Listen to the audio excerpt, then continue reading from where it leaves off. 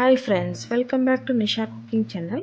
ನಾನು ನೋಡ್ರಿ ಇವತ್ತು ನಿಮಗೆ ಸೂಪರ್ ಆದಂತಹ ಒಂದು ಗ್ರೇವಿ ರೆಸಿಪಿನ ಮಾಡಿ ತೋರಿಸ್ತಾ ಇದ್ದೀನಿ. ಸೋಯಾ ಚಂಕ್ಸ್ ಗ್ರೇವಿನ ಮಾಡ್ತಾ ಇದ್ದೀನಿ ನೋಡ್ರಿ. ರೊಟ್ಟಿ ಚಪಾತಿ ರೈಸ್ ಜೊತೆ ತುಂಬ ಚೆನ್ನಾಗಿರುತ್ತೆ, ಒಳ್ಳೆ ಕಾಂಬಿನೇಷನು. ಆಮೇಲೆ ಇದು ಪ್ರೋಟೀನ್ ರಿಚ್ ಇರುವಂಥ ಫುಡ್ಡು, ಮಕ್ಕಳಿಗಂತೂ ತುಂಬ ಒಳ್ಳೆಯದು. ಇದನ್ನು ಮಾಡಲಿಕ್ಕೆ ನಾವಿಲ್ಲಿ ಸೋಯಾಬೀನನ್ನು ಉಗುರು ಬೆಚ್ಚಗಿರೋ ನೀರಿನಲ್ಲಿ ಒಂದು 5-10 ನಿಮಿಷ ನಾನು ಫಸ್ಟ್ ಇಲ್ಲಿ ನೆನೆಸಿ ಇಟ್ಟಿದ್ದೀನಿ. ಈ ಥರ ನೆನೆಸಿದ್ರೆ ಚೆನ್ನಾಗಿ ನೋಡಿರಿ ಹೂವು ಥರ ಇದು ನೆನೆದು ಬರುತ್ತೆ.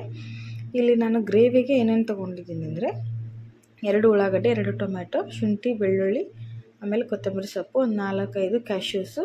ಮತ್ತು ಇದನ್ನು ಫಸ್ಟ್ ನಾವು ಫ್ರೈ ಮಾಡ್ಕೋಬೇಕು. ಫಸ್ಟು ಕಡಾಯಿ ಬಿಸಿ ಮಾಡಿ ಅದಕ್ಕೆ 1 ಸ್ಪೂನಷ್ಟು ಎಣ್ಣೆ ಹಾಕಿ ಕಟ್ ಮಾಡಿ ತೊಗೊಂಡಂತಹ ಉಳ್ಳಾಗಡ್ಡಿ ಮತ್ತು ಟೊಮ್ಯಾಟೊನ ಚೆನ್ನಾಗಿ ಫ್ರೈ ಮಾಡಿಕೊಡ್ರಿ. ಕೆಂಪಗೆ ಫ್ರೈ ಆದಮೇಲೆ ಬೆಳ್ಳುಳ್ಳಿ, ಹಸಿ ಶುಂಠಿನ ಹಾಕಿ ಚೆನ್ನಾಗಿ ಫ್ರೈ ಮಾಡಿರಿ. ಆಮೇಲೆ ಇದಕ್ಕೆ ಹಸಿ ತೆಂಗಿನಕಾಯಿನ ಸಹಿತ ಹಾಕಿರಿ. ನಿಮ್ಮ ಗ್ರೇವಿ ಕ್ವಾಂಟಿಟಿ ನೋಡಿಕೊಂಡು ನೀವು ಇದನ್ನು ಮಸಾಲೆನ ಮಾಡಿಕೊಳ್ರಿ. ಇಲ್ಲಿ ಕೊತ್ತಂಬರಿ ಸೊಪ್ಪನ್ನು ಎಲ್ಲ ಹಾಕ್ತಾಯಿದ್ದೀನಿ. ಎಲ್ಲ ಹಾಕಿ ಚೆನ್ನಾಗಿ ಫ್ರೈ ಮಾಡಿ ಕಂಪ್ಲೀಟಾಗಿ ಕೂಲ್ ಆದಮೇಲೆ ಈ ಥರ ಗ್ರೈಂಡ್ ಮಾಡ್ಕೊಂಬರ್ರಿ. ಮಿಕ್ಸರ್ಗೆ ಹಾಕಿ ನೈಸಾಗಿ ಗ್ರೈಂಡ್ ಮಾಡಿಕೊಡ್ರಿ. ಆವಾಗ ಮಸಾಲೆ ಚೆನ್ನಾಗಿರುತ್ತೆ. ತರಿ ಆದರೆ ಗ್ರೇವಿ ಚೆನ್ನಾಗಿ ಬರೋದಿಲ್ಲ. ಇಲ್ಲಿ ಗ್ರೇವಿ ಮಾಡೋದಕ್ಕೆ ನಾನು ಒಗ್ಗರಣೆಗೆ ಕಡಾಯಿ ಬಿಸಿ ಮಾಡಿ 1-2 ಸ್ಪೂನಷ್ಟು ಎಣ್ಣೆ ಹಾಕಿದ್ದೀನಿ. ಎಣ್ಣೆ ಚೆನ್ನಾಗಿ ಕಾದಿದೆ. ಇದಕ್ಕೆ 1 ಸ್ಪೂನಷ್ಟು ಸಾಸಿವೆನ ಹಾಕಿ ಸಾಸಿವೆ ಚೆನ್ನಾಗಿ ಸಿಡಿಲಿ. ಇವಾಗ ಇದಕ್ಕೆ 1 ಸ್ಪೂನಷ್ಟು ಜೀರಿಗೆನ ಹಾಕ್ತೀನಿ. ಈಗ ಇಲ್ಲಿ ನಾನು ಒಗ್ಗರಣೆಗೆ 4 ಹಸಿಮೆಣಸಿನ್ಕಾಯಿ, 1-2 ಉಳ್ಳಾಗಡ್ಡಿನ ಈ ಥರ ಸಣ್ಣಗೆ ಕಟ್ ಮಾಡಿ ತೊಗೊಂಡಿದ್ದೀನಿ ನೋಡಿರಿ ಒಗ್ಗರಣೆಗೆ ಇದು. ಈಗ ಇಲ್ಲಿ ಸಾಸಿವೆ ಸಿಡಿತಾ ಇದೆ. ಇದಕ್ಕೆ 1 ಸ್ಪೂನಷ್ಟು ಜೀರಿಗೆನ ಹಾಕಿ, ಜೀರಿಗೆ ಸಾಸಿವೆ ಒಗ್ಗರಣೆಗೆ ಚೆನ್ನಾಗಿ ಫ್ಲೇವರ್ ಕೊಡುತ್ತೆ. ಅವೆರಡು ಸಿಡಿದ ಮೇಲೆ ಕರಿಬೇವು ಸೊಪ್ಪು ಹಾಕಿ, ಆಮೇಲೆ ಕಟ್ ಮಾಡಿ ತಗೊಂಡಂಥ ಹಸಿಮೆಣಸಿನ್ಕಾಯಿ ಮತ್ತು ಉಳ್ಳಾಗಡ್ಡಿನ ಹಾಕಿ ಚೆನ್ನಾಗಿ ಒಗ್ಗರಣೆನ ಫ್ರೈ ಮಾಡಿರಿ. 1 ನಿಮಿಷ ಹೀಗೆ ಫ್ರೈ ಮಾಡಿರಿ, ಯಾಕಂದರೆ ಉಳ್ಳಾಗಡ್ಡಿ ಕೆಂಪಗಾಗಬೇಕು.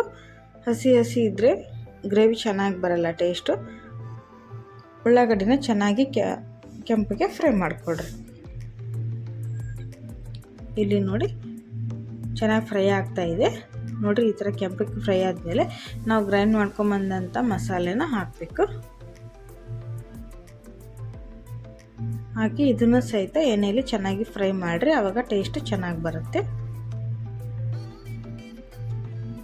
ನಾವು ರುಬ್ಬಿ ತಗೊಂಬಂದಂಥ ಮಸಾಲೆನ ಸರಿಯಾಗಿ ಫ್ರೈ ಮಾಡಿಕೊಳ್ರಿ.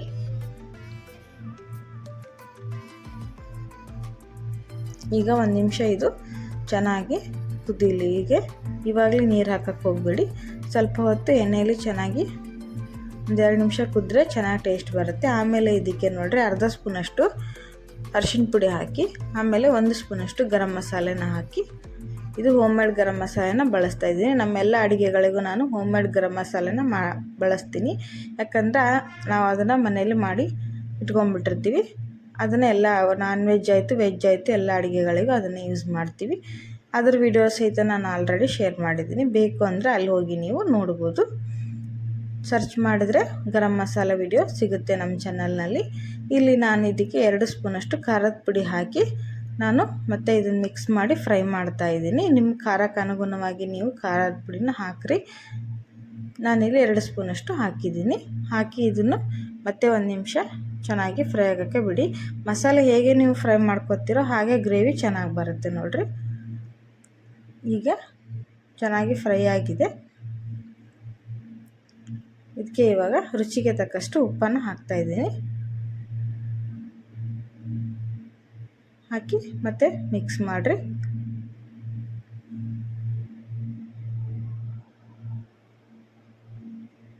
ಹೀಗೆ 1-2 ನಿಮಿಷ ಚೆನ್ನಾಗಿ ಮಿಕ್ಸ್ ಆದಮೇಲೆ ಇದಕ್ಕೆ ಗ್ರೇವಿಗೆ ನಿಮ್ಗೆ ಎಷ್ಟು ನೀರು ಬೇಕೋ ಅಷ್ಟು ನೀರನ್ನು ಹಾಕಿ ಕನ್ಸಿಸ್ಟೆನ್ಸಿ ನೋಡಿಕೊಂಡು ನೀರನ್ನು ಆ್ಯಡ್ ಮಾಡಿ.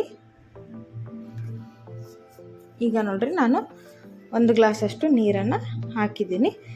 ನಿಮಗೆ ಎಷ್ಟು ಗ್ರೇವಿ ಬೇಕೋ ಅಷ್ಟು ನೀರನ್ನು ನೀವು ಹಾಕ್ಬೋದು ನೋಡಿರಿ. ಈಗ ನಾನು ಇಷ್ಟು ಸಾಕು. ತುಂಬ ತೆಳು ಬೇಡ, ತುಂಬ ದಪ್ಪಗೆ ಇರಬಾರ್ದು, ತುಂಬ ಗಟ್ಟಿಯಾಗಿರಬಾರ್ದು, ತುಂಬ ನೀರಾಗಿರಬಾರ್ದು. ನಾನು ಮೀಡಿಯಮ್ ಕ್ವಾಂಟಿಟಿಯಲ್ಲೇ ಹಾಕಿದ್ದೀನಿ. ಈಗ ಇದು ಚೆನ್ನಾಗಿ ಕುದಿ ಬರಲಿ ನೋಡಿರಿ. ಈಗ ಚೆನ್ನಾಗಿ ಕುದ್ದಿದೆ ನೋಡಿರಿ, ಹೇಗೆ ಕಾಣಿಸ್ತಾ ಇದೆ.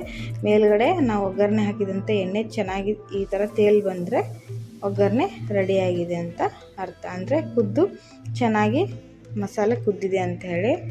ಈಗ ಚೆನ್ನಾಗಿ ಇದಕ್ಕೆ ನಾವು ಒಂದು 5 ನಿಮಿಷ ನೆನೆಸಿ ಚೆನ್ನಾಗಿರುತ್ತೆ. ಈಗ ಇದಕ್ಕೆ ಸೋಯಾಬೀನನ್ನು 1 ಸ್ಪೂನ್ ಅಷ್ಟು ಕಸ್ತೂರಿ ಮೆಥಿಯನ್ನು ಹಾಕ್ತಾ ಇದ್ದೀವಿ. ಸ್ವಲ್ಪ ಉಗುರು ಬೆಚ್ಚ ನೀರಲ್ಲಿ ಇದನ್ನು ನಾವು ಮಿಕ್ಸ್ ಮಾಡಿ ಒಂದು 5 ನಿಮಿಷ ಕಾಲ ನೆನೆಸಿಟ್ರೆ ಚೆನ್ನಾಗಿ ಬರುತ್ತೆ ಗ್ರೇವಿ. ನೋಡ್ರಿ ಟೇಸ್ಟ್ ಕನ್ಸಿಸ್ಟೆನ್ಸಿಯಲ್ಲಿ ಬಂದಿದೆ. ತುಂಬ ನೀರಾಗಿದೆ. ಇದು ತಿನ್ನಕ್ಕೆ ಚೆನ್ನಾಗಿ ಸರಿಯಾಗಿ ಮಿಕ್ಸ್ ಮಾಡಿ ಗಟ್ಟಿಯಾಗಿ ಮಾಡ್ಕೊಳ್ರಿ. ಅವಾಗ ರೊಟ್ಟಿ ಚಪಾತಿ ಜೊತೆ ರೈಸ್ ಜೊತೆ ಮಾಡಿ ಚೆನ್ನಾಗಿರುತ್ತೆ. ಒಂದು 5 ನಿಮಿಷ ಕಾಲ ಗ್ರೇವಿ ಜೊತೆ ಹಾಕೋದ್ರಿಂದ ಫ್ಲೇವರ್ ತುಂಬ ಚೆನ್ನಾಗಿ ಬರುತ್ತೆ. ಅದ್ರ ಘಮ ಇರುತ್ತಲ್ವ, ಅದು ಒಳ್ಳೆ ಟೇಸ್ಟ್ ಕೊಡುತ್ತೆ. ಹೀಗೆ ಒಂದು 2-3 ನಿಮಿಷ ಕುದಿಸಿದ ಮೇಲೆ ನೋಡ್ರಿ ಈ ಥರ ಚೆನ್ನಾಗಿ ಅದು ಉಬ್ಕೊಳ್ಳುತ್ತೆ. ಅಂದರೆ ಚೆನ್ನಾಗಿ ಅರಳಿರುತ್ತೆ ಅದು ಗ್ರೇವಿನಲ್ಲಿ.